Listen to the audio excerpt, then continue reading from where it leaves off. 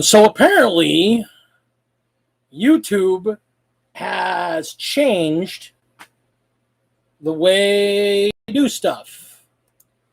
Their stream stuff? Yeah. Yeah, apparently they changed the way they do it. So I'm going to quick throw some shout outs to my guys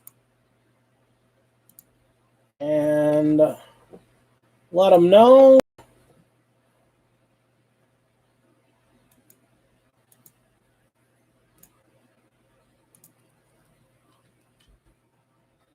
Let some people know. And let's do this. Oh, there he is. Yeah. Commodore, my man, my guy, my everything. Thump, thump, thump. All right, let me get one more shout out there. And then let's do this. All right. Hello there, Mr. Mythos, Mr. Commodore, Mr. Everyone else out in the great, wide, and forever. I'm Big D. There's Little D. Hi, everybody. Hold on, just And I'm doing shameless advertisement. we're working on working. A 3D printer is getting some maintenance done on it. And so while it's getting maintenance, I figured I'm going to sit here. Let's talk about this week in Wargaming. Meh. All right. So, what's on the bench? A moment. I am currently trying to figure out an army for narrative game, and I'm just trying to. Yeah. I'm weighing a few options. Now, you got your role-playing game this weekend, don't you? Oh yeah, we do have Dark Heresy this weekend. We need to pull out some Chaos Cultists for that. That shouldn't be a big deal. All right. Yeah, I'm gonna pull out some of your boxes and we'll take that there. Yeah, I didn't even think about that. Yeah, we have game coming up Sunday for our Dark Heresy group. What time we're doing that? 10, 11? 10, 11, yeah. Make sure we let Quinn know. Yeah. We're going to see Quinn on Saturday because I'm going to be going to Factlandia Brewing and Gaming. I'm going to be going there to play a teaching game. That's fair, Commodore. I get it. We'll see how everyone else is feeling. If enough people aren't feeling it, then we won't run this week.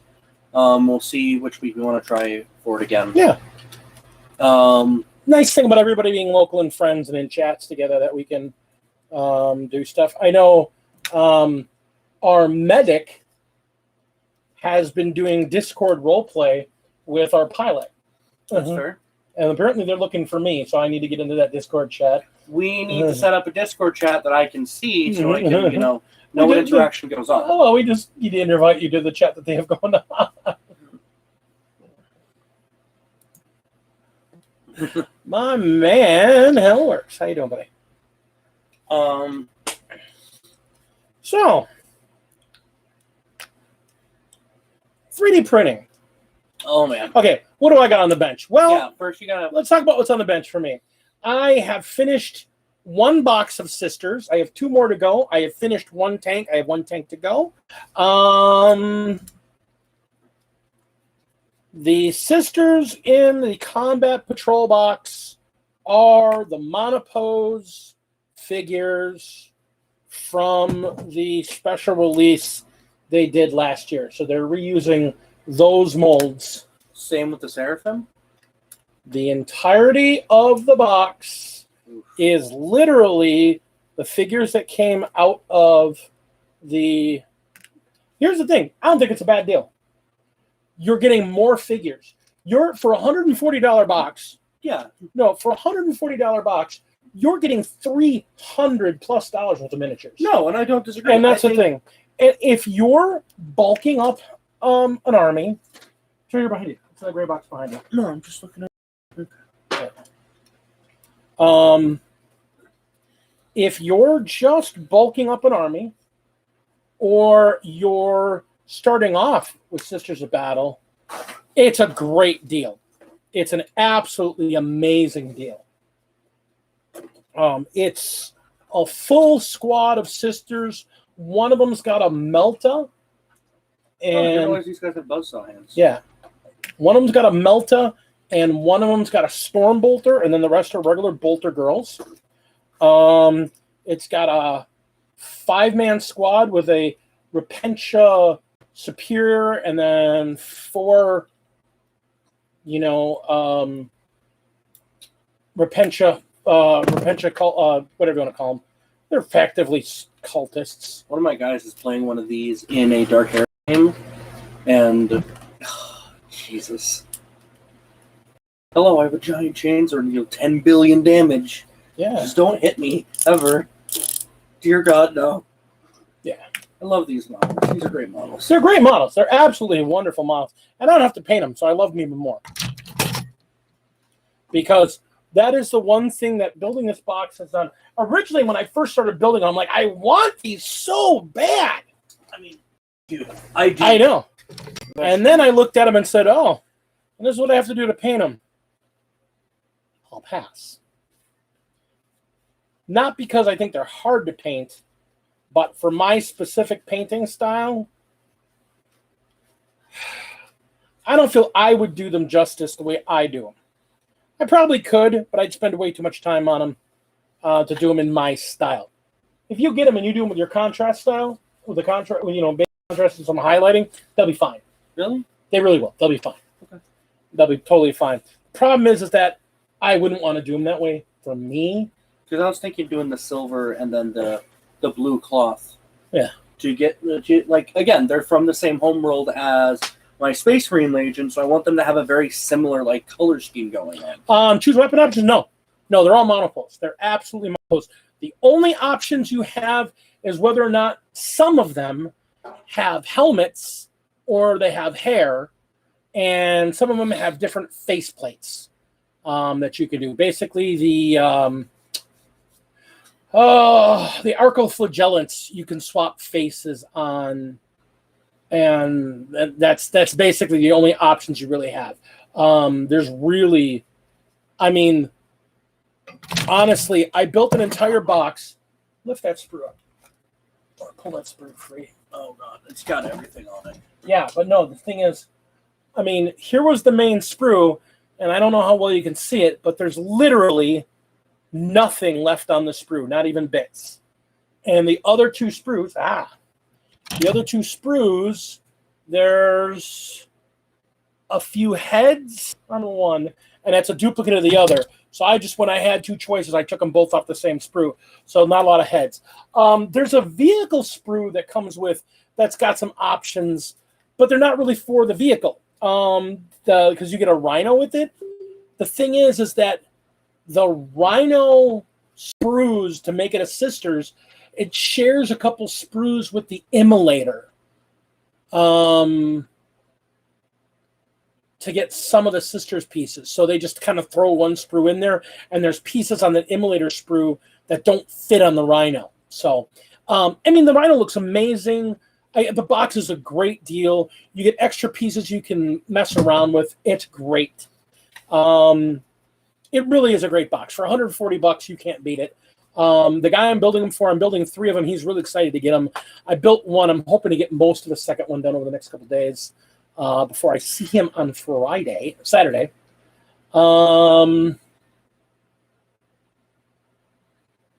See you, bud. Later, Hellworks.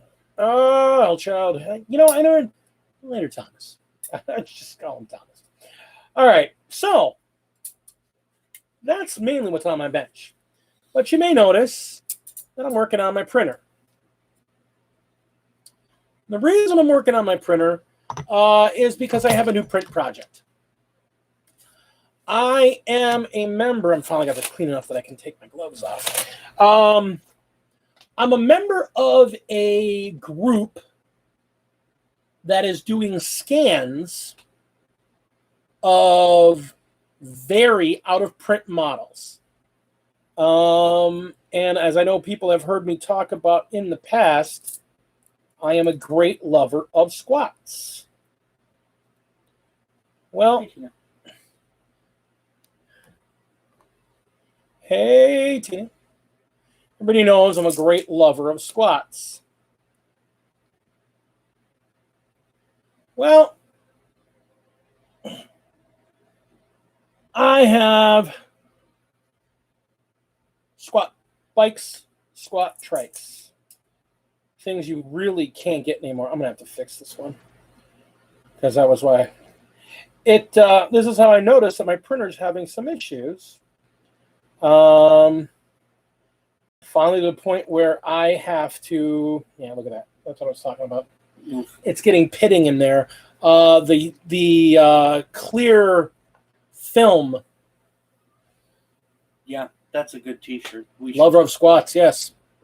So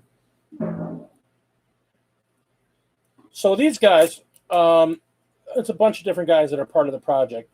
They've got, they basically collect up the old models, and they take these high resolution scanners and they scan old models and old bits from these out of print, and they specifically only deal with out of print, out of production, and in often cases no longer supported miniatures as part of a classic collectors and painters group. But they get these pieces and they put them together. And because I want my squats to be squats, look at that. With the driver on the bike, on the trike, the combat trike, they get these high-res scans of the original models. And you can get pieces, parts, and you print them yourself. So,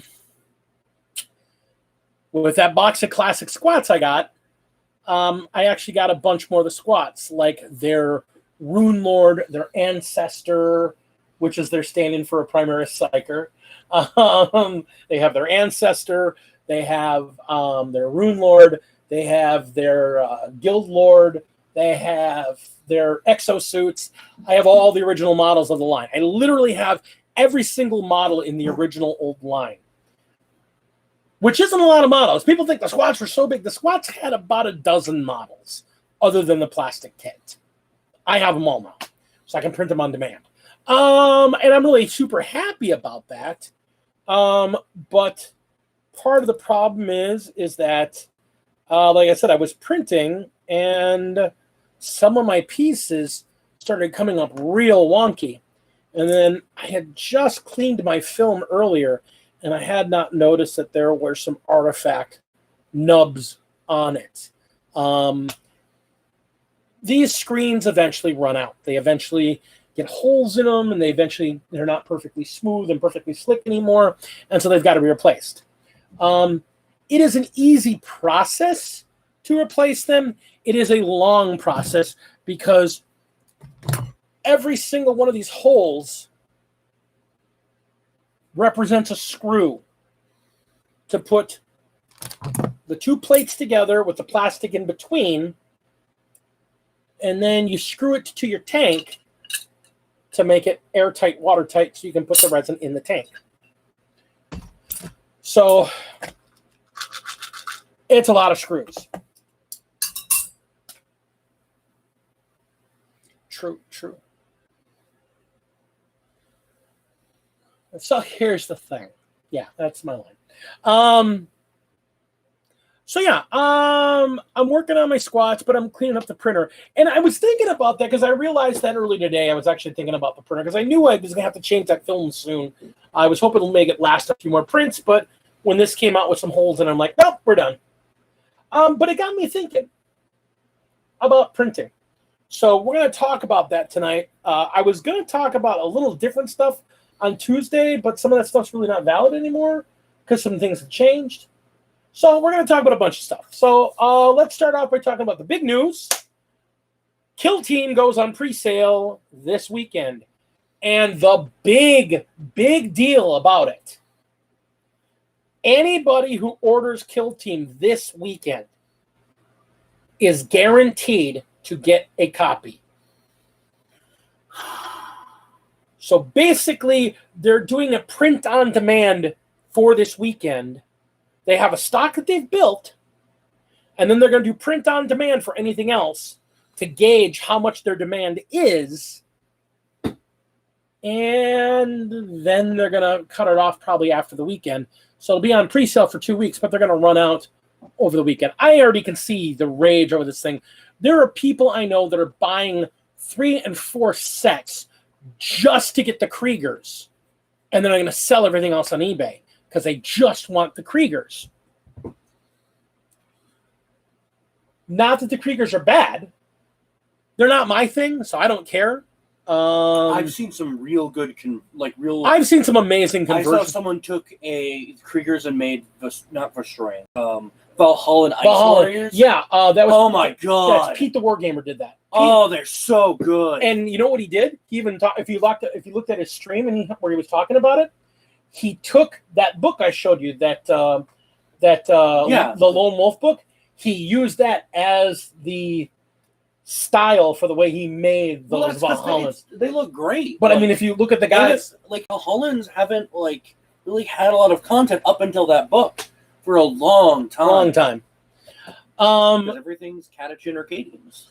Or Kriegers, technically. Well, the Kriegers were Forge World for the longest time. But they had lore content that had them, like the Siege of Vrax and everything. Well, and that's the thing. They've had a lot of one-offs, too. I mean, you got the Tanith first and foremost. The Vestroyans actually had a bunch of stuff for a while. Yeah. I don't know how recent that was, though. None of it's recent. And Cadia's been the thing forever. I mean, Catchkins got talked about, but Cadia. Catchkins have had models too. Catchkins have got models, but they haven't had much lore. Cadia's had book after book after book. That's fair. And then the Tanith first and foremost, which is fine. Yeah. But it leads me to believe that the Tanith first and foremost are going to be first and only, whatever. Gaunt's assholes. They're going to be in. I'm betting they're going to get their own chapter rules, whatever you want to call them, their own regimental rules. Yeah, probably. In the guard book. I wouldn't be surprised. In the guard book that's coming out. Wow, gee, good to see you, buddy. Good to see you. I wouldn't imagine that they're not going to be in there. I'm gonna also bet the Krieg. Now that they have plastic models, I'm betting the Krieg are going to be in the book. That's fair. So, especially with the fact that it's looking like they're coming soon. Yeah. We'll find out for sure on Friday. Oh god, imagine Gaunt's, the squad of Gaunt's Ghosts getting kill team roles. That'd be kind of cool. It would be cool. It'd be really great. And everybody but Gaunt would be usable in a kill team setting because he's actually a commander. But then again, I don't know. The new kill team rules are kind of different. They're not based on points anymore. Yeah, that's what I was saying. They might legitimately. You might be able to put Gaunt at the entire Gaunt's Ghost squad on the table for a kill team. Yeah. Yeah, that's what I was seeing. A lot of people were worried that the Star Striders aren't going to get new rules. They're just going to be left in the old edition, which would suck. No, they'll get them new rules. Maybe. They specifically said in the compendium book that's coming on at the same time, there's 27 factions going to be in that book. 27? Now, here's a question. I only know of 22. So where are the other 5 coming from? Oh, my God. There's going to be 27 factions. Because there's 22, normal 40K factions, right? Pretty much, yeah. I mean, 2 of those would have to... If that's true, that's the Star Seekers and the... whatever the other faction that was in that box is called. Yeah. The Gellerpox. The Gellerpox will be in the... What are the other 3? Inquisition? Oh. If we get an Inquisition Kill Team Task Force, I'm jumping on that so fucking quick. I mean, there's a lot to be said about what could be in there. Oh my God. Do we have demons already? We had demons, but only in a Well, do demons on that list of 22 factions? I don't think so. So I think we're going to get full rules. The idea was that they want to make this compendium is going to make it so everybody that was playable. The word was the compendium is going to have updated rules for everybody that was in Kill Team 1.0. Now, my only worry is which is technically 2.0, and this is Kill Team 3.0, but that's splitting hairs. I hope the Kriegers are counted as just guardsmen. They will be. They'll be guards. Okay. My worry was that they're going to go, okay, one faction's Cadian, one faction's Catachin, one faction's Kriegers. No. That would really suck. No, I think what they're going to do it just like they did with the Marines. Marines are Marines are Marines. Guard are guard are guard. Yeah. They just have different rules within them that make them different. Yeah, that's what I want. That was a little bit of a worry because the Kriegers are the ones that are getting boxed, so I was worried they might be counted as their own faction. Well, I think that's how you get to the 27. I think Kriegers, Cadians, there's 9 groups of Marines that counts as because the number of factions was like, oh, that's a lot of factions. So I think they're going to get there. But I mean, it's crazy the number of factions are included. Yeah. So if you're already a player, I'm telling you, big deal. If you've already got stuff along with the box set, you want that compendium. The compendium's going to be a big deal. And he only has 19 factions. That's what Ben's saying. It's 19. I could have swore I heard them say like 21 or 27 they said a ridiculous number before. I was like, how is that possible? There's not that many factions in there. Because when they were talking in the video, they said it was that. And they had a number in the 20s. But if you're looking at it right now, if your eyes on it right now, and that's what they're saying, then that's what they're saying. They did specifically say everybody that was usable, all the old figures that were usable in Kill Team, plus all the new ones, are going to have rules. So that means the Star Striders, that means the Gellerpox Infected, that means all the demons, that means all the sisters, that means all the Inquisition figures that had rules. It means the Custodes too. The Custodes. They've already shown the Custodes rules. I've already seen. Oh my god. Well, remember, again, it's not points based. So squads are going to be weird. So it's going to be like 3 Custodes. I don't know. That's what I was hearing. No, they have more action points than anybody else, but they you get 3-4 dudes. That would make sense. You run 3 custodians, but they have 3 times the action points. Well, like I said, they said the compendium was supposed to cover everybody. So, and again, they could have been just talking hyperbolically. It was a release thing, so that's possible. They also, I think they were talking about they have 9 months worth of Kill Team content planned. No, they have a year's worth of content. That was the other thing I want to quick talk about. Because a lot of people are like, Kill Team. I don't know if I want to go through this again. To hell, they say. I am all in on Kill Team. The way it looks, Kill Team is going to be a lot more tactically minded than it was before. I think that'll make it a lot better. It's going to be a lot more it's not every guardsman list running 6 plasma guns. Right. It's not. And they're going to be more tactically minded. The nice thing about it is that it's going to have a lot of terrain. And they have this thing where they're talking about every 3 months, in every 3-month section. Now, the big Kill Team box coming out now, that's the July, August, September set.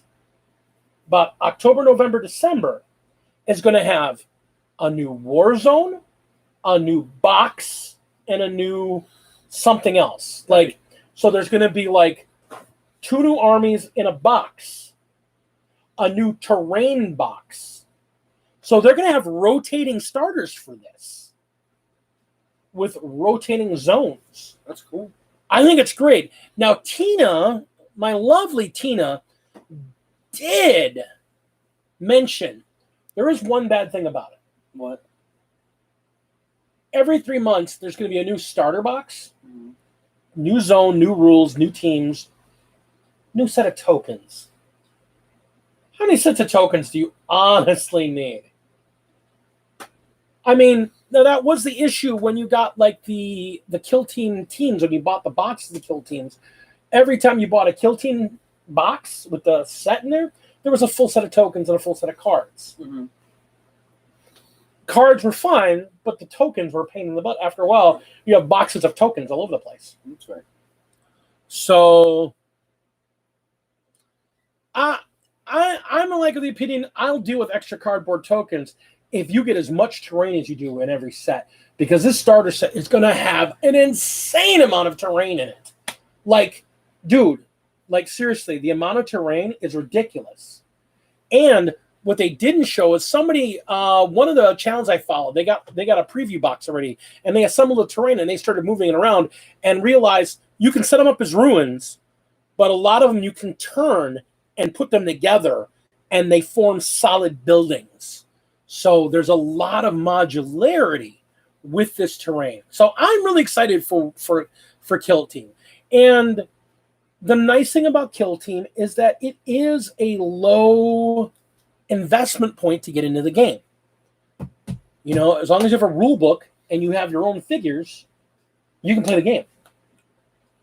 You know, that's all. You just need to buy a rule book because you've already got figures. So, but the rules are different than 40K. I mean, that's a really interesting point. That the rules are very different than 40K. That's fair. Okay, then. I'm not ticklish. Fuck. Love you, Dad. I love you too. Weird. So yeah, I'm actually really excited because I mean I love the terrain components. I love the fact that there will be probably special rules involved with each war zone. Yeah, like they had with the old set, but there'll be a lot more terrain in the war set box and the war zone boxes. Do you think we're gonna get another arena box? Well, they've also supposedly supposed to have rules for all the old sets in there. So Arena will have new rules that are applicable to the new game. What do you call it? The one that they just released, the Necron Tomb World one. I forget what it's called, but it's basically like the new version of Arena. That's going to have some rules. Necron terrain would be really cool. I have a ton of Necron terrain because I got that box. But it's all doors and little power things. Having some outdoor Necron terrain. Yeah, I want a box. I want like one of the boxes to have. You know, it could be cool. No, because they wouldn't have a battle box with it.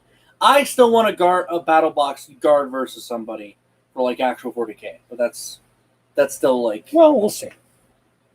I was gonna say it could be guard versus Necrons. We get Necron terrain with it, but no, because you already have the Necron. And battle boxes don't have terrain in them. I thought they. No, starter boxes have terrain in them. Okay. Warzone boxes have terrain in them. Okay.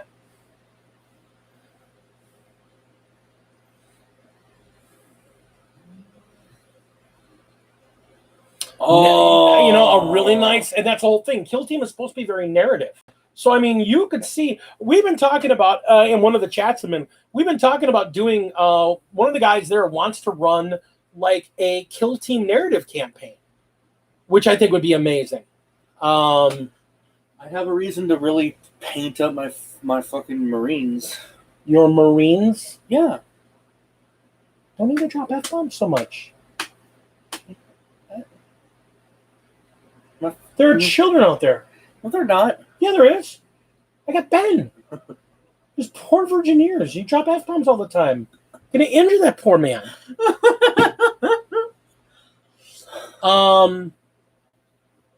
So, I mean, yeah, I'm excited. I'm excited for Kill Team. Hi.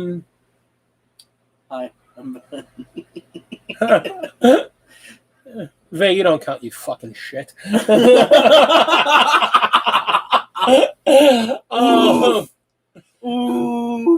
Now, but this also brings to the other thing. I mean, Kill Team's a big deal. There's a lot of stuff going on right now.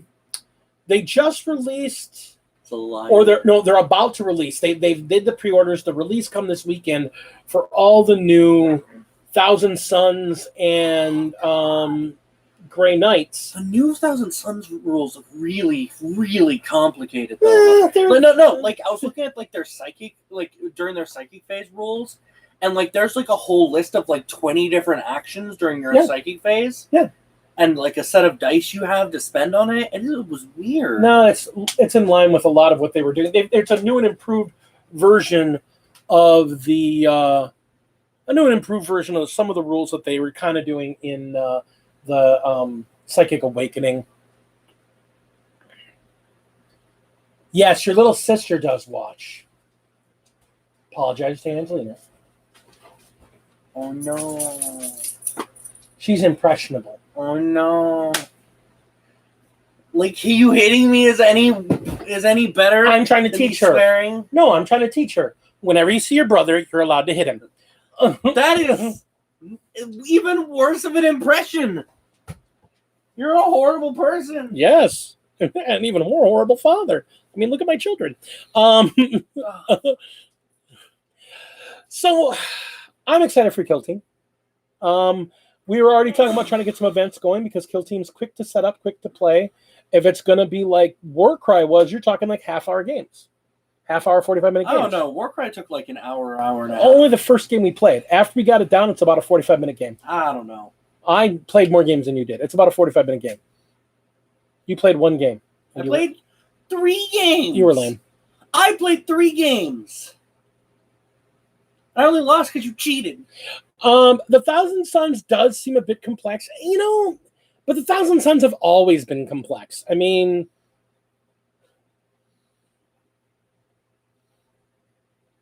can you teach me to play Warcry? Ben, yes, Ben, I can teach you to play Warcry. We'll sit down with a rule book and I'll teach you all the ins and outs of playing Warcry. And then I'm going to smack you with the book and we'll move on. I'm pretty sure that the last time you played Warcry is the last time I played Warcry. Oof. Probably. Oof. Which is probably like more than a year ago. Oof. Oh, no. He might have played when he bought Catacombs. Because he's been wanting me to play Catacombs with him for a while. And I'm like, yeah, okay. But then he doesn't show up till Falk Landing until after I leave most days. Yeah, that's fair. Because, I like my evenings at home. Same.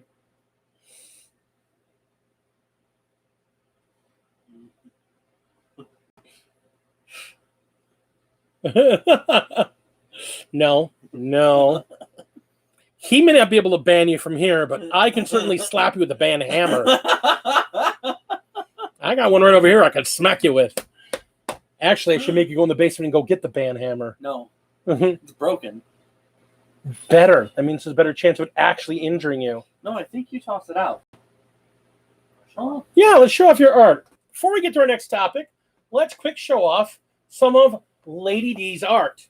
She has a commission for a friend of hers in World of Warcraft, which we were both playing and we now both have stopped playing because reasons. But she does have still friends, and so she was, I know. So she's been doing some art based on one of her friends' character in the game. You can either quit or you're fired. All right. So she's going to take a picture of it and put it on her Instagram. She's going to take a picture of it and put it on her Instagram. She's going to take a picture of it and put it on her Instagram. Poor Ray. I have an opinion. Your opinion is wrong. Not wrong. Your opinion's not wrong. It's just uninformed. I love you, Ray. I love you too. Yeah, I keep telling this to people. People can say, no, you're a nice guy. No, really, I'm an asshole. Really, ask my kids. They'll tell you. All right, so moving on to our topic. And I was thinking about this a lot. What topic have you been thinking about a lot, Dad? Because you only have so much brain power to think about it. So if it's important, it's important. 3D printing. 3D printing. So, and it's not just 3D printing. It's 3D printing in relation to Warhammer and the recent complaints of their draconian IP protection methods. Really? We're going to talk about that? Can we talk about that last time? Yeah, but I had a revelation. Here we go. I had a revelation. And again, I want to be clear. I fully support GW draconically protecting their IP. I fully support them doing that. It's their IP. It's their stuff. It's what makes them their money. They have every right to protect it. But I was thinking about some of the whys and wherefores. The problem is my new job, and it's a great, easy place to get to and from. I have a lot of time to think. I have a half-hour drive there and a half-hour drive back, and my brain thinks while I'm driving. Mm-hmm. So I was thinking about it. Why now? Why have they, since they've always, quote-unquote, been draconian in their protection, why now? And we kind of touched on it before. We were talking about it with the whole Warhammer Plus going live. So they need to protect their IP because they're going to be one of their money makers. And I've been thinking about that. I've been stewing on that and stewing on that and stewing on that. And I thought about it, and I went, "But what's the big deal? What's going on? What am I not hitting?"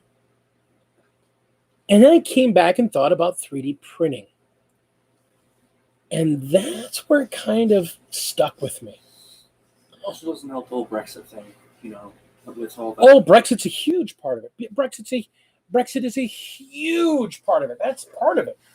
So here's the thing. Let's cover the whole gamut. So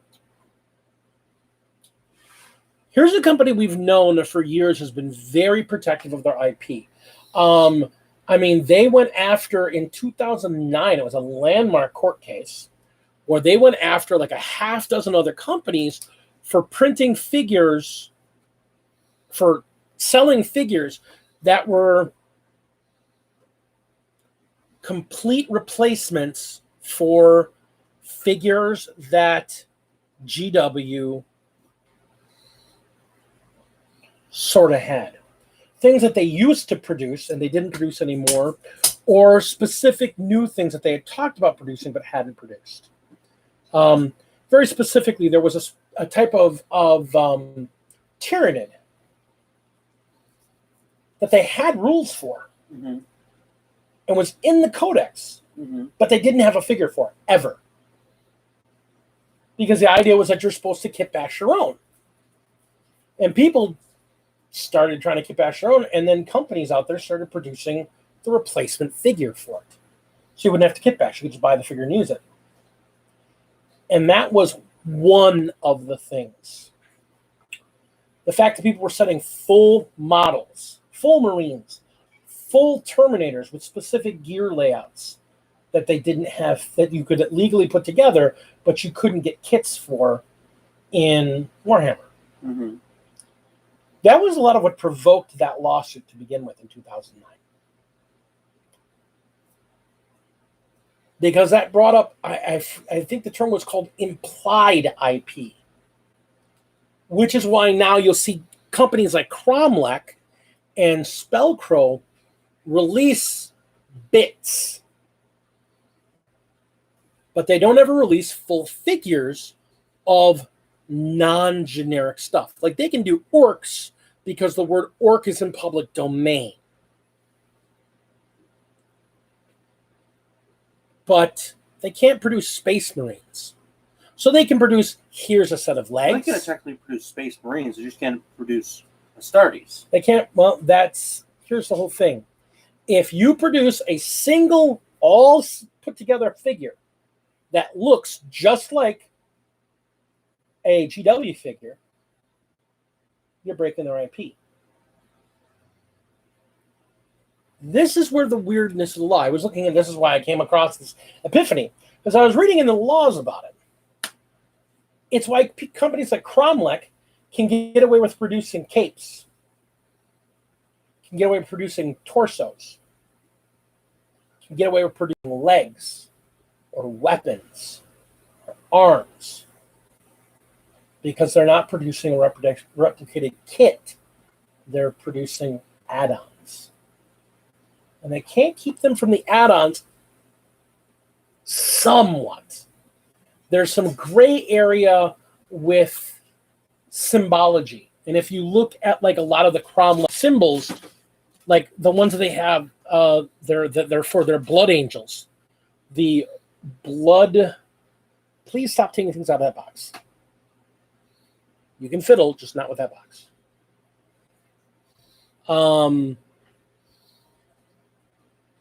If you look at their symbol, like the sanguinian, the blood angel symbols, the wings with the blood. Mm-hmm. If you look at the ones that Cromwell does, the symbol's a little different. It's close enough. You go, oh yeah, that's a blood angel symbol. But if you looked at it right next to a blood angel, somebody like, oh, it's way different. It's the same basic symbol, but it's different enough that you can go, oh, okay, so you're not infringing on IP because you're different enough. There's a threshold you have to meet.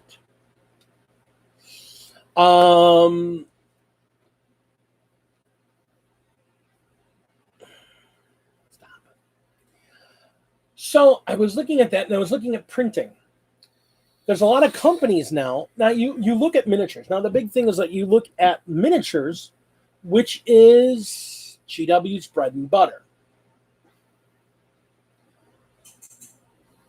For $60, you get one box of Marines, which are the standby kit. Kaiser, hello, sir. Hello. So you got the standard kit. Just talk about 10 Marines, 10 intercessors in a box, $60. Now, for that same $60, if I have a 3D printer, I can go onto Patreon and I can get 6 subscriptions to 10 different makers and get really, really, really nice figures. And they're usually 8 to 10 separate figures in different styles. Are they GW specific? No, absolutely not. Of course not. But the realization, and this is why GW, and again, I'm coming in multiple threads because this is where I was putting the pieces together. GW, they didn't make a big deal about it. They just reiterated the fact that for a GW event, they have to have only GW figures. Or at a GW location. And a GW location, they have to be only GW figures, no printed, no third-party bits, and only models that are in print right now. And I thought about why is that? Well, that's very obvious as to why. If they're doing a special event at a store, they want to be able to take pictures and put them on their magazine and put them on their website and put them up, places. I've touched this before. They don't want to have other people's stuff on their website. Very obvious. I can even imagine they would be crazy about people doing 3D printed bases with other people's IP stuff on it. I didn't know what that was. Yeah. So that makes sense. That makes sense to me. It does. But that does bring about the bigger question. They don't normally run events. And although ITC wants a 75% GW, there are armies like orcs. A lot of orc players don't care. I was talking with Roxy about this. There's a wonderful meme going around where, somebody's talking about two people talking. Oh, look at these Marines. They're the wrong shade. They're not the right color. That's not their straight symmetry. That's not a GW right piece. Blah, blah, blah, blah, blah. And then there's two guys below him. I'm an orc player. I make my figures out of little trash. The other guy's like, that's awesome. The orc players are the best example because these guys take such pride in kit bashing stuff. And literally, if you're kit bashing stuff, it's not legal in a GW official event. And technically, it probably wouldn't be legal in a ITC event. But then I was looking at 40 and 40. Now, if you're not familiar with Play on Tabletop's 40 on 40 series, you're living under a rock. I mean, it's some of the best. That's rude. You're living under a rock. It's some of the. That's rude. You're living under a rock. I'm sorry. It's some of the best battle report, fun battle reports I've ever seen. And I mean, I love a lot of different battle report channels, but 40 and 40 is just, they're wonderful. High production value. The boards are amazing. They're often very cinematic. Some of their games are very narrative, and armies are often very narrative. And they bring in like guest stars, and they bring in people, and people play ridiculous armies and fun armies. It's great. And recently, the War Mistress was on there, and she was playing her completely custom orc army that literally does not have a single GW figure in the army. Mm-hmm. And it's absolutely stunning. She's got a Gorkanaut and a Morkanaut in that army. There's not a single GW figure in that army. Mm-hmm. Gorgeous looking army.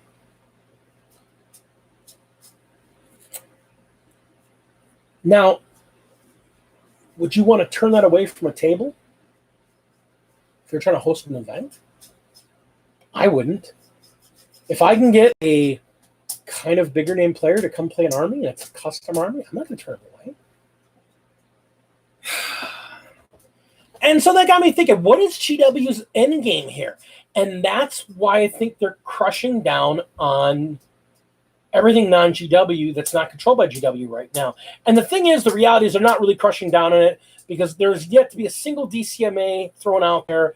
I think people are blowing up the hype about it more than they're actually doing anything about it because GW is a rage magnet.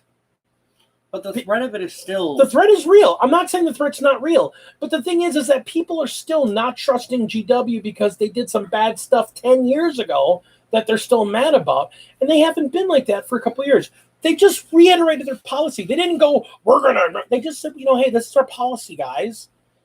And they didn't immediately jump out there. I mean, if they were really draconian, they would throw their policy out there, and within 48 hours of publishing that policy, they'd have started slapping DCMAs and copyright strikes all around.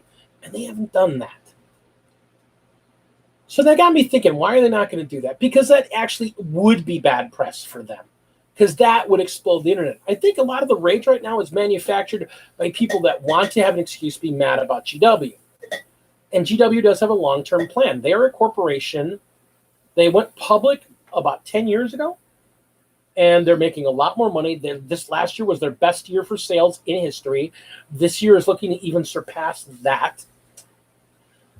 The problem is... They do have problems. Not what I'm saying is the problem is that, like, these content creators that's fair too. But these content creators that, like, are making this stuff and then, like, they haven't made an example of anyone, but at the same time, they don't need to slap down these strikes when all the big content creators are responding to it by going, okay, we're just gonna back down because we don't have the money to even try and fight it. But they're not gonna make money of someone who doesn't have any money in the first place. First rule: don't sue poor people. You won't make any money. Exactly. And they're going to lose money if they do that, to be entirely honest. Right. So my whole thing is that they put that notice out there just to remind people that they can. And with the idea of saying, hey, but then they also reached out to 50 animators and went, okay, we'd like to bring you in-house. And not everybody agreed to it, but a lot of them did. And that's who they brought in-house to Warhammer Plus. And this is why it relates back to printing.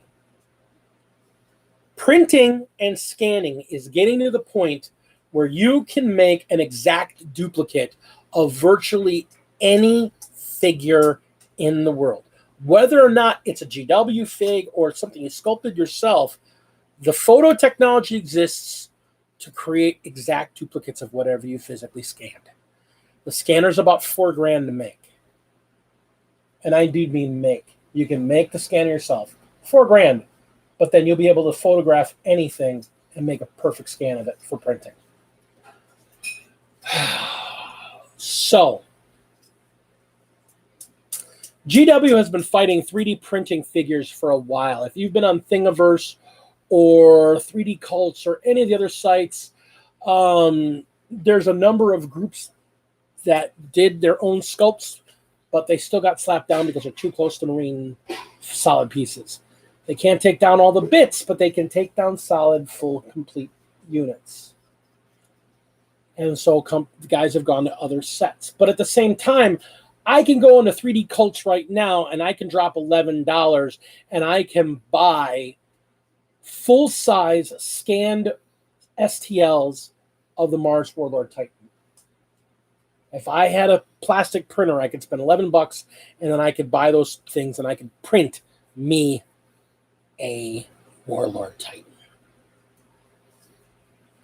which the Forge World is a $3,500 model. Yep. And the reality is that's becoming more and more capable, and we're in a more and more connected and digital world. There are so many independent drop boxes and mega files and Google Drives and files all over the place where people are storing data with these STLs that they've made or they've created themselves. And again, I was saying on Patreon, there are all these different guys that are producing, if not GW models, very easily stand in to anybody that's not in a GW store. No, it's not a Space Marine as per an Astartes, but it's a dude in power armor with a gun that shoots Coke can size bullets and is definitely bigger than the average dude. It's a Space Marine. You got a backpack or a jump pack or whatever.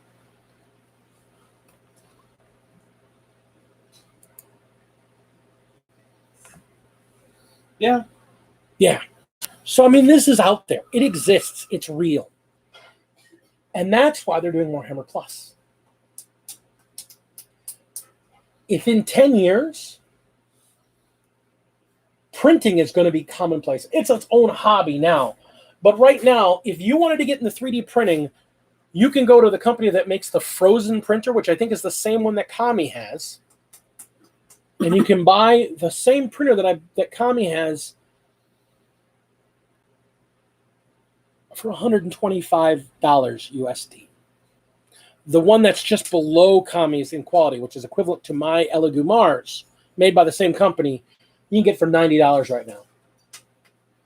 A year and a half ago, I bought my Elegoo Mars for $250, and I got a deal on it. I actually got it done like $225. That same printer is $90 right now. It's a different company, but it's the same printer, $90. The Generation 1 and Generation 2 home printers are getting to be so easy to get a hold of and easy to use that it's not its own hobby. I set it up, I go to this website, I get my models that are already pre-supported, I put them on my plate, I put them into my machine, and they print out, and 10 hours later, I have a plate worth of miniatures. You have an entire orc army that looks pretty gosh darn cool. That effectively, did you make yourself some more? I make pancakes. Fuck you. Pancakes. Are there any pancakes left? Go look if there's pancakes, but then bring you back a monster. I would like a monster. So, yes, an orc army that you must fight. I would love to see you fight my son's orc army. There are 3 pancakes left. I have 3 pancakes, but bring me a monster. Can I get a monster? I'm doing the stream with you? I guess. Yes, you can have a monster. No, pancakes or flapjacks. There's got to be an English word for them there. Wibble wobbles. I don't know what the hell you call them in England. Flapjacks, pancakes. They're an American thing. Uh-huh. Here it is. So, if a year and a half after I bought my printer, which I've printed some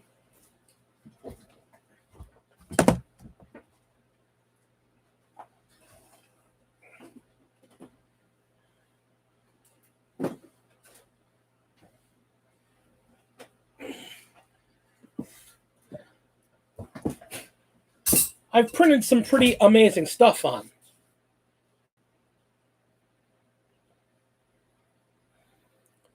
If I, with that printer, have been able to print this bad boy,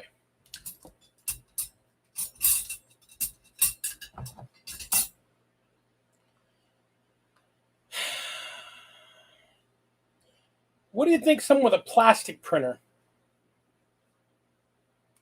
would be able to do? Or somebody with a next generation printer?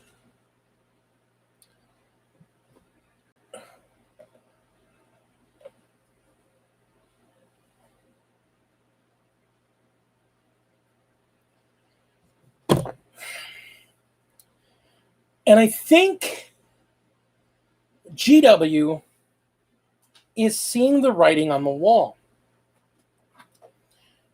Independent publishers are designing and printing their own miniatures.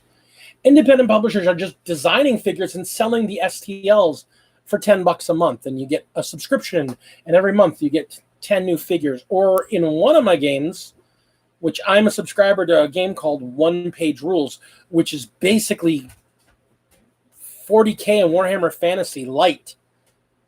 I get 22 STLs a month from them.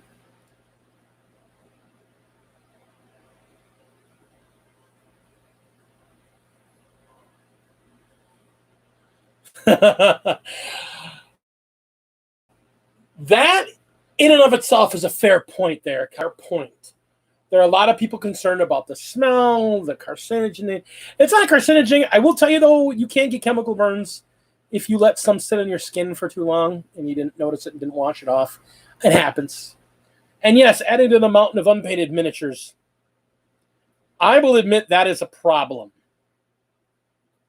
It's a big problem. It's a huge problem. But I also have to admit that it doesn't keep me from buying plastic minis as well. But at some point, GW has got to figure out that plastic miniatures and the production thereof, either they're going to have to come to terms with a price point that's more accessible to the average person, or they're going to have to deal with the fact that people are printing more and more and more and more and more. And there are more services to produce printed miniatures. I mean, there are several websites that are dedicated to, I'm going to buy your STL, I'm going to pay you for the STL, and I'm going to pay you to print my miniatures, and I want you to print me 50 of that miniature. And you're usually paying like $1 a miniature. If you could buy 16 Space Marines for $60, would you buy it? 16 Space Marines. 60 Space Marines. $1 a piece. Yeah? Yeah.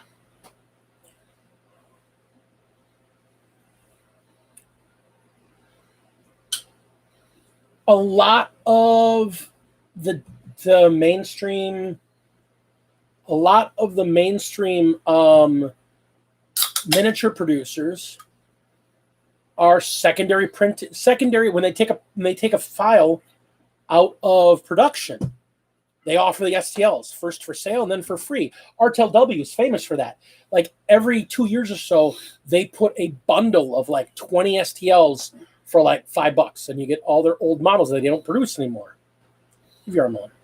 What? EVR1. They put a bunch of their models. I got one of their packs like when they first, even before I had a printer, I grabbed one of their packs because it has a bunch of really cool models in it. RTLW is a great figure. I know Reaper is trying to take some of their old models and they're trying to get them scanned and sell the STLs. Isn't Victoria trying to do the same thing too? Victoria's been talking about selling their STLs because in some cases it's easier and faster to just produce STLs and sell them in mass quantities than it is to try and create the molds and produce the models themselves. And that's not unfair. Like, yeah. I don't know if GW is ever going to really. I had a wonderful discussion with a couple of people in the hobby, and with the cost availability of scanners, and the fact that supposedly they keep an archive of every model they've ever printed, or every model they've ever produced. They have like an archive. Who does? GW. They literally have a physical archive of every model they've ever produced. If they were to get one of those scanners, and they were to say scan the models that they don't produce anymore, like the squats, and sell a out of print squats bundle,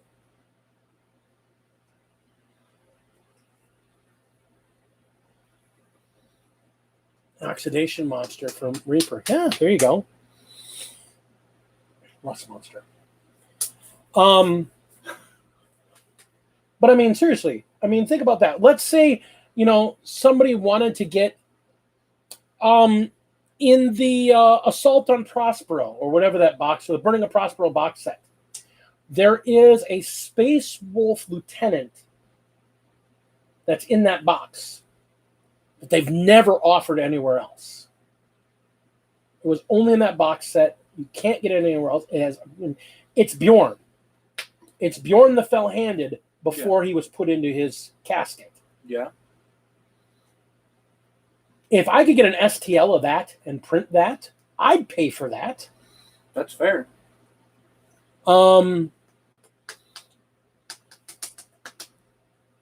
Yeah, Gigor the Fell-Handed. That's actually, it's not really Bjorn, but it's Bjorn. But yeah, I mean, if I could get my hands on that figure, I can't even get my hands on the figure. I have somebody that supposedly has a copy and they want to give it to me, but they can't find it. They put it aside for me like 2 years ago, and they haven't been able into hiding because he got into his casket. Yeah, they haven't been able to find it since. I want one. It's impossible to find. If they had an STL of it, if somebody did a high-res scan of it,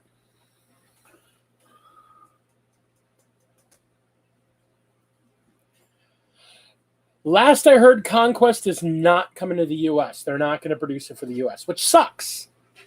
Man, if Conquest came to the U.S., if any of these freaking monthly or weekly subscription magazines with parts, pieces, models, kits came to the U.S., they would sell out in a heart. They would make so much money.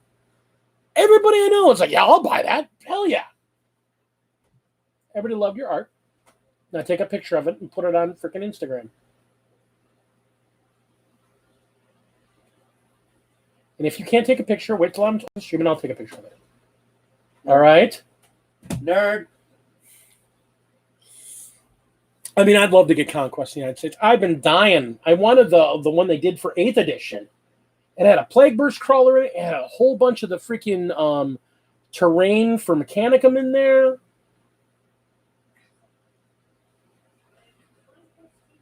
When did they announce that? Because last I heard we weren't getting it. Oh my God, if we're going to get Imperium, well, it's Conquest. It's the sequel. It's a weekly magazine that has 2 sprues in it. Oh, that's cool. And it walks you through learning how to paint, how to build, and how to do everything from online. That's cool. It's 1 sprue? Okay, 1 sprue.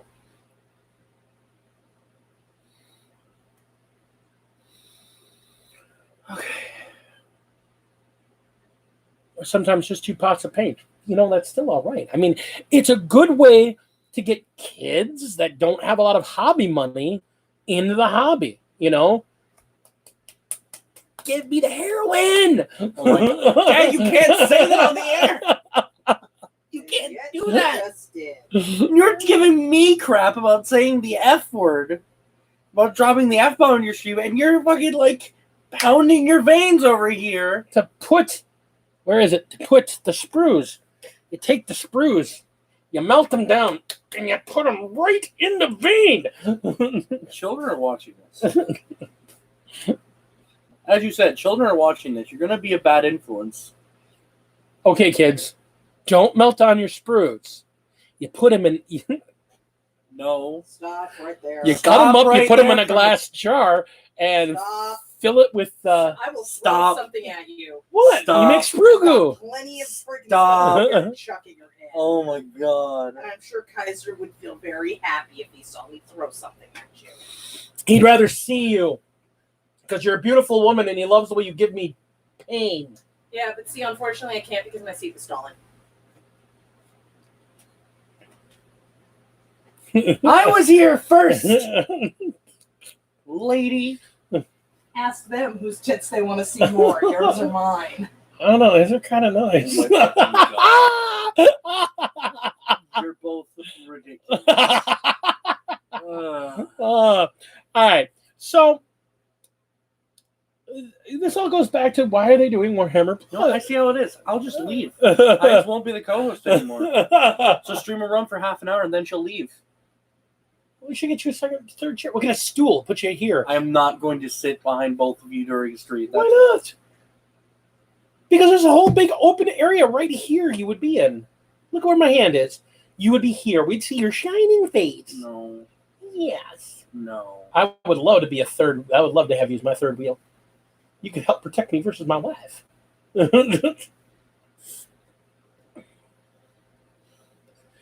Yes, right now she's pumped up on meds. She's been heavily medicated most of the day, and she was doing dishes. So she's like, "I'm gonna take a half a cabinet worth."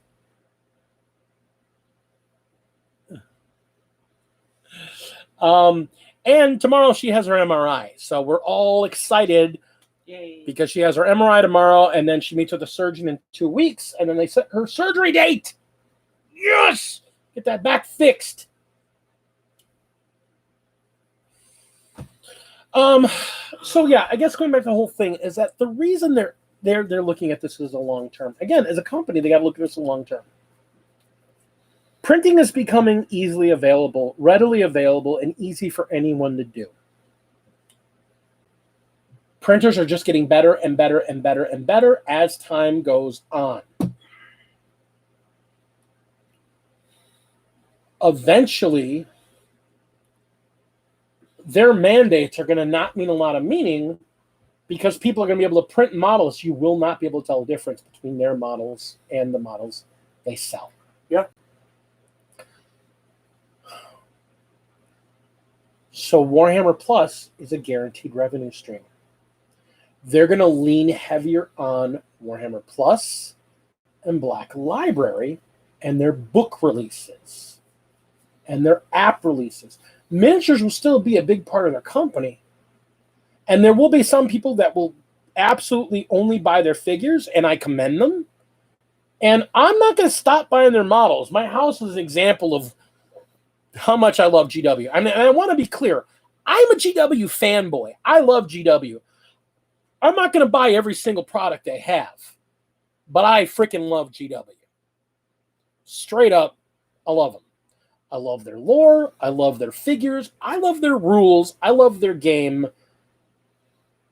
I've heard people complain about them. I like their paints.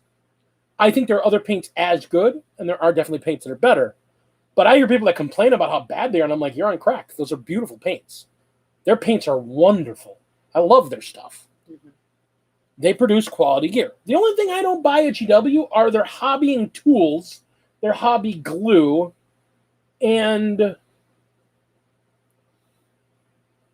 yeah, pretty much it. See, I don't really like their iron jaws. Like, I don't like the design of their iron jaws. Like, I think the Mega Boss is kind of cool, but like, that's fair. Yeah, see, here's the thing. This is the glue I use. This is pretty much the only glue I use. Testers has a similar that's slightly thicker that I also use, but I put it into an empty bottle of this, and I just tear the label off so I know what it is. It's also what I store my sprue goo in. I have not seen the new Mega Boss from Warhammer Plus.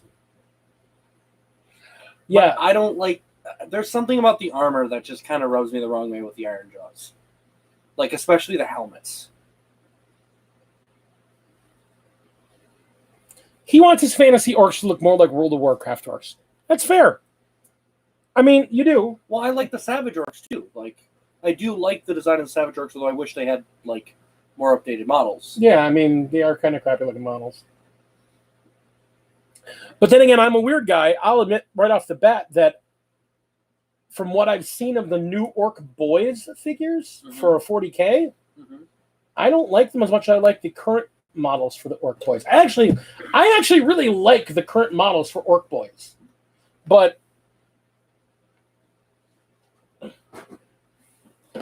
I also like these models for Orc Boys. I like the way these look. That's fair. I mean, there's a certain amount of charm to these guys. Yes, they're simple, but I really like them. And Mythos, don't think I've forgotten. Please PM me your address, sir.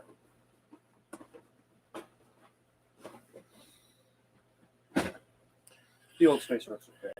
Yeah, I mean, orcs are orcs are orcs. I love the Goth. That's the ones I'm going to be sending to meet those. The Goths, I have a gun, I have an axe. I love those guys. They're so dorky. I love them.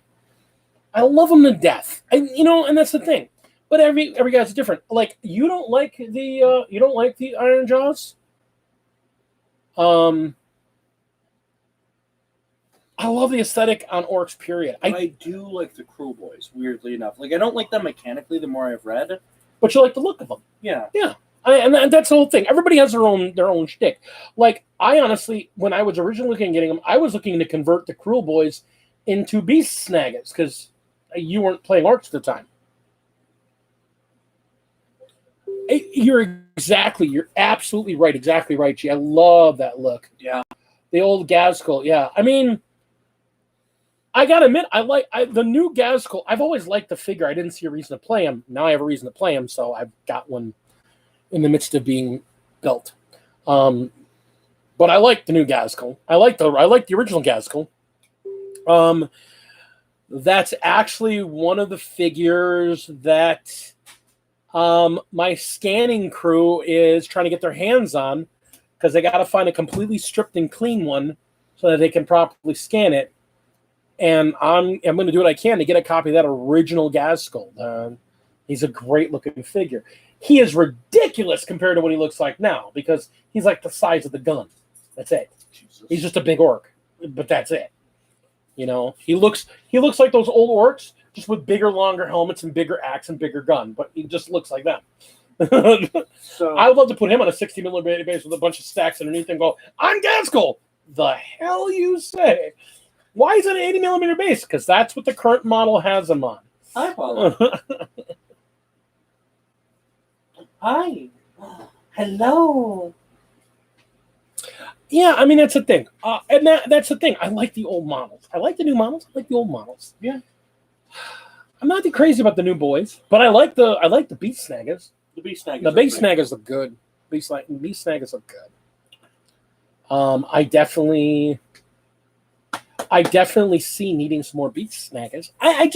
But again, I look at the whole idea that, printing is going to take place of a lot of model building.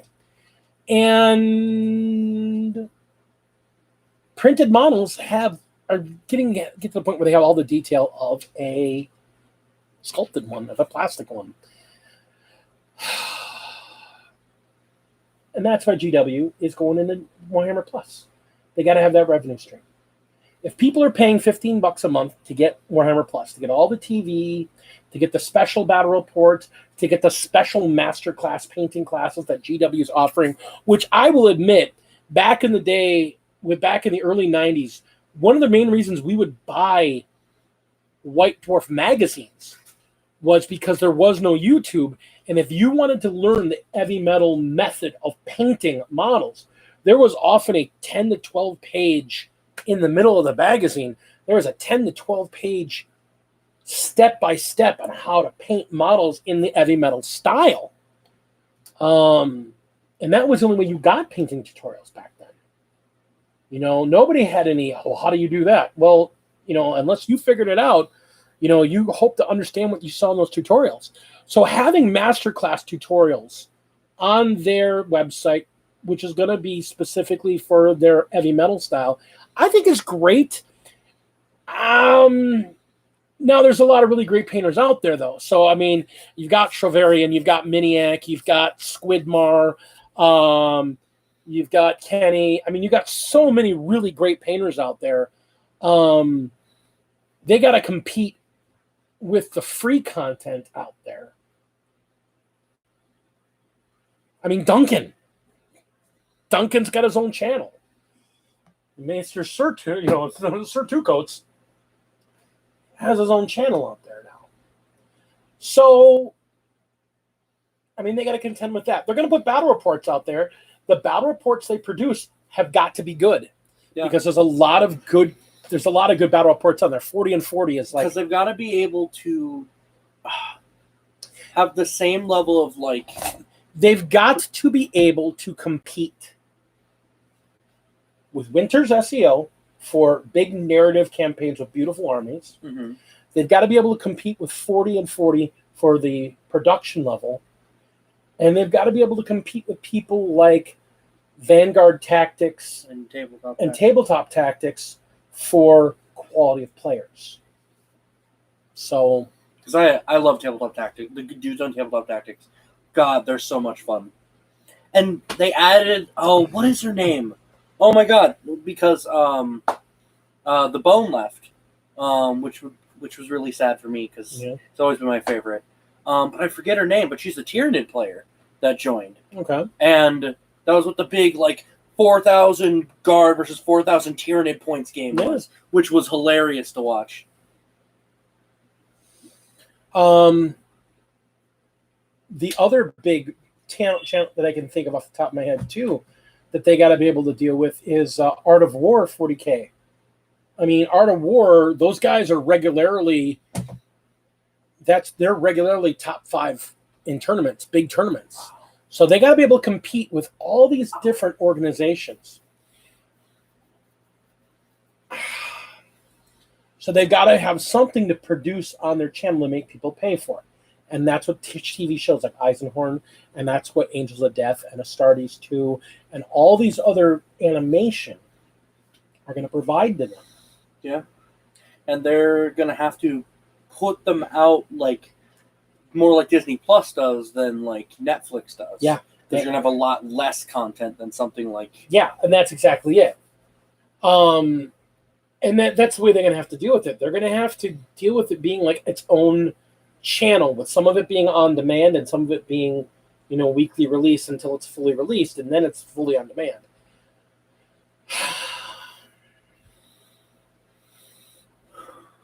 Which is why they're bundling with a couple other things right now. If you get Disney Plus, you get their app for free. Really? Yeah. And if you're a subscriber for 6 months, you get a free figure.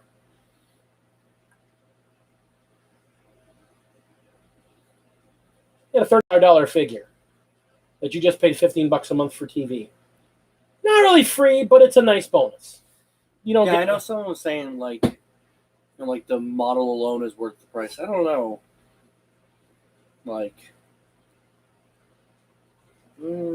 Maybe. Twisted Dice and Warzone, you're absolutely right. Everybody's got good channels. There's so good content out there that they've got to make something that doesn't compete with that. And that's why they chose animation, because that's the easiest thing that they can do, that they can put a stop to other people from doing.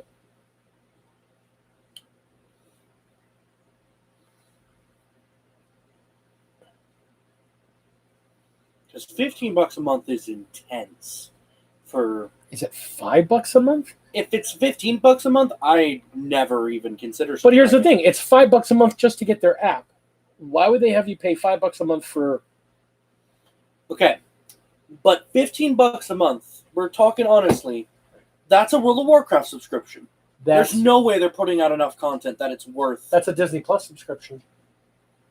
Yeah, but Disney Plus. That's a Netflix subscription. Again, both Disney Plus and Netflix. But the price point is out there. I thought Disney Plus was $10, and I thought Netflix was the same thing, or Netflix might be $12. Because if Warhammer Plus is $15, okay. I assumed when I heard $15, there's no way. Okay, so it's $6 a month. Okay, the $6 a month. That's totally fair. That's reasonable, and it includes their app. How much is their app a month, Ben? That's why this is why I have Ben here, because Ben's my fact checker.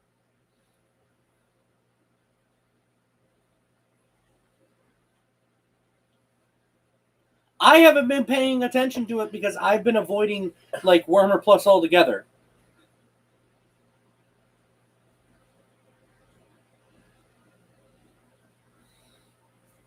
Not Battlescribe, their app, the Warhammer. Yes, the unofficial Warhammer app, the better one, it's free. Or in my case, it's $3 a year. Yeah, I know. No, I'm talking about they're saying if you buy Warhammer Plus, you're going to get their app for free. Their specific app for free. Their app sucks. I didn't say That's it. the official app, Battlescribe. They're gonna go after Battlescribe next. That's what They they're gonna. can't. Can't. That's the joy of it. They can't go after Battlescribe.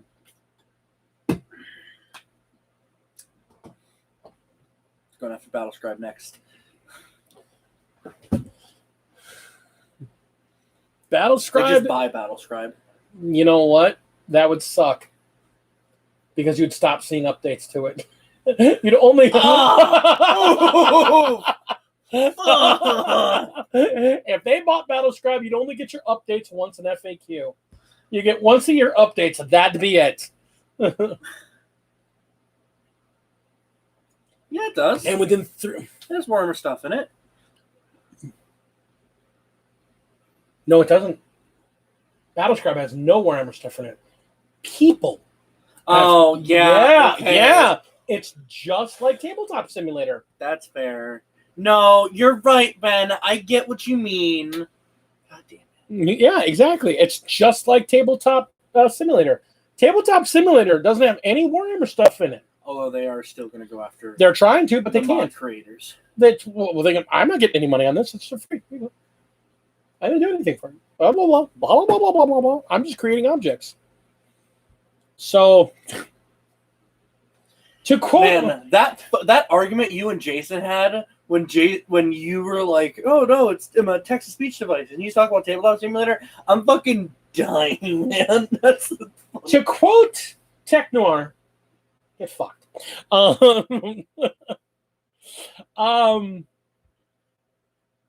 Yeah, TTS. We got in a huge argument about how it sucked for something with TTS. So, Vay, here's the reason why. Because they make fun of GW. That's the issue. They make a parody of Warhammer and of GW. And that's the point. They're not going to let text-to-speech device go official when it's a parody and makes fun of them. In sometimes very harsh ways, because they make fun of the fact that GW's idea of continuity is, well, it's like a Newtonian substance. Sometimes it's fluid, sometimes it's solid, but it's not really either.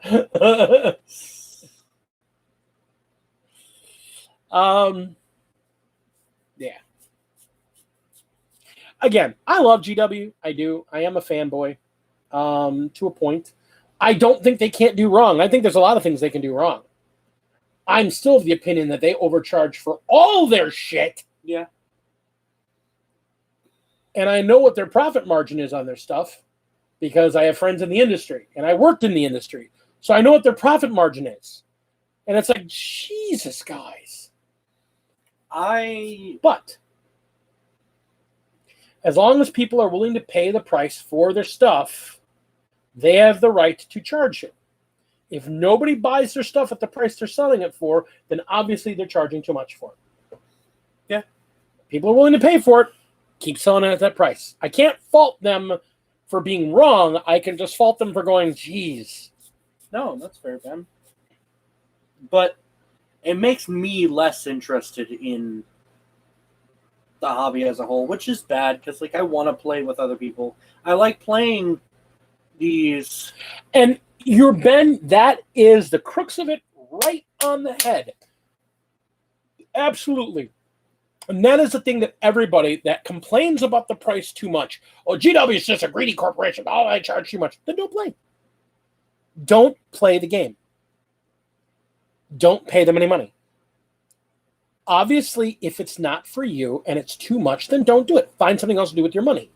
Okay. I mean, Ben, listen here, all right? It's because I'm willing to listen to other people's points and understand the point they're coming from, unlike some people. That's fair. But I mean, that's fair. I mean, that is you have a catchphrase. Ben used to play paintball, and I know exactly where you're coming from. I used to be serious into Magic. Ray, remember? Oh, yeah. I was huge into Magic the Gathering. And when I realized I was not enjoying the game anymore, and I was not willing to pay to win with that card game anymore, and I was not enjoying it, I took all my cards, which I collected over 25 years, and I sold them. I got rid of them because I didn't want to play the game anymore, and I got a different hobby. And now I have plastic crack in my veins. And that's okay, because that is a hobby I enjoy. It's not the only hobby I enjoy, but it is the one I do spend the most amount of money on.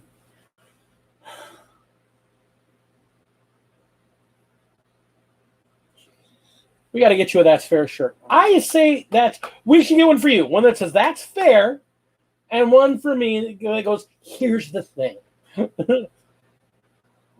I mean, honestly,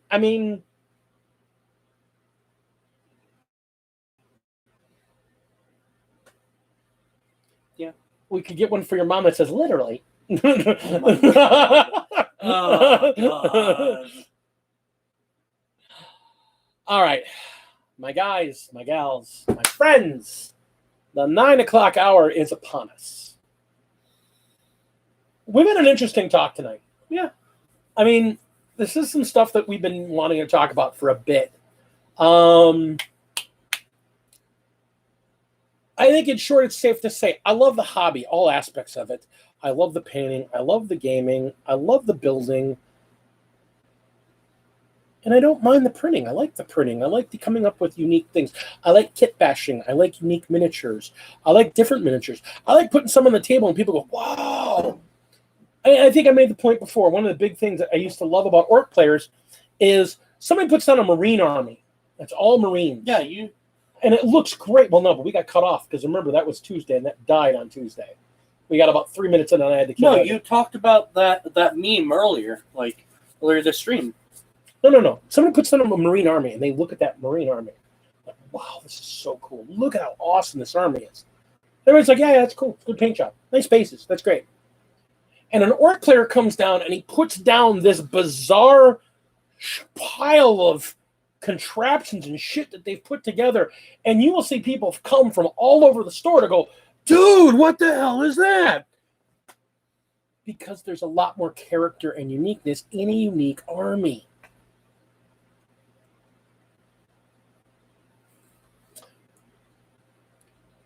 And nowadays, it's not just kit bashing anymore. Printing has become a part of it. You can print parts.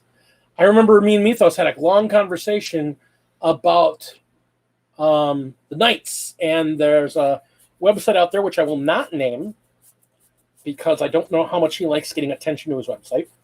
But he produces a set of wolf bits for Knights. If you go grab my Knight real quick. No, my Wolf Knight. Go grab my Wolf Knight. I have to go dig through everything. No, it's sitting right on front there. No, it's not. It's behind a bunch of shit. Oh, my God. No, it is. I'll pull it out. I was just saying it's behind a bunch of shit, dude. Well, bring the Nurgle one over here, too. No. Hold on. I have to dig through stuff to get that one, too. Oh, my God. What? Do you guys understand? Shove it behind everything. Because it's behind Mortarion. He's the worst. And you're converting a Redemptor Dreadnought. He is the worst. No, I can stop helping you on these streams. I'm trying to be helpful and not destroy my miniatures. Yes, I'm trying very hard to do that. All right. Okay. Here's your Wolf Knight. But he produced a Knight that's got a wolf head, and there's a unique wolf claw arm, and some additional heraldry on him. Oh, Vay, if you're still there, these are Knights. This is what I was talking about when we talked about you maybe playing that Chaos Questoris Knight in the Black Crusade game. This is what Knight Titans look like. And then, obviously, my Nurgle Knight, which, again, this is obviously not a standard kit. Go ahead and click on that. No. Click on Commodore's got it. I mean, the bells, the chains, the shoulder pads, these are obviously not GW, the big mouth on the other side of the belly, the head. These are obviously not GW models or GW add-ons to the models. That's part of kit bashing. And if I wanted to run Knights at a GW store, I couldn't bring this guy. As cool and as awesome and as great as this Nurgle Knight looks, because there's so many custom pieces on him and some printed bits on him, I can't play him in a store. Which, in my opinion, does take away some love of the hobby for some people. And that's the thing. That is part of the reason why I'd rather play at to be blunt, I'd rather play at a friendly local game store than in the GW proper, because like I brought that to a friendly local game store and the game store owner was like, "Oh my God, dude, that is amazing." And he we were talking about him putting it on display for a bit too when he was first getting stuff set up because he loved the way it looked.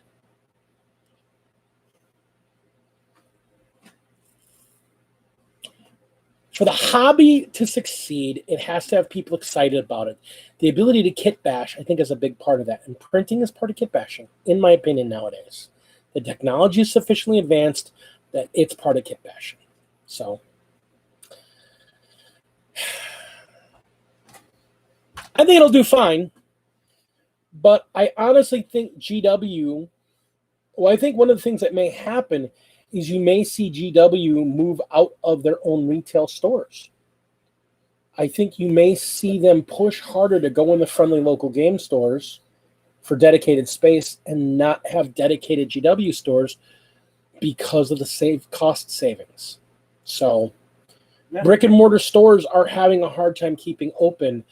If they close their brick and mortar stores and focus more on their publishing their web stuff and putting product into brick and mortar stores, yes, that would at least in the States. I'm not talking worldwide, but in the States at least, that would represent a big reversal in their business right now. But brick and mortar is having a hard time keeping doors open, and you find gaming stores have to diversify to be able to do it. Yeah, GW sells one product. Food for thought.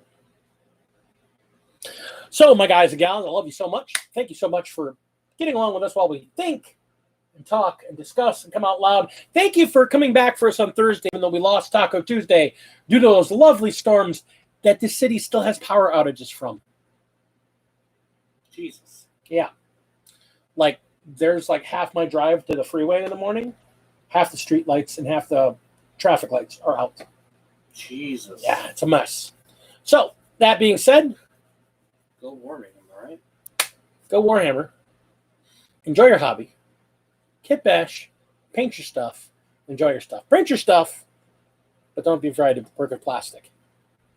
And most of all, do what you're passionate about. Enjoy this hobby, this amazing hobby that we all enjoy together. And we will see you next week, Tuesday. So, like 4 days. 5 days. 4. Friday, Saturday, Sunday, Monday, Tuesday. Well, there's not a day left, so like Friday, Saturday. I guess, yeah. 5.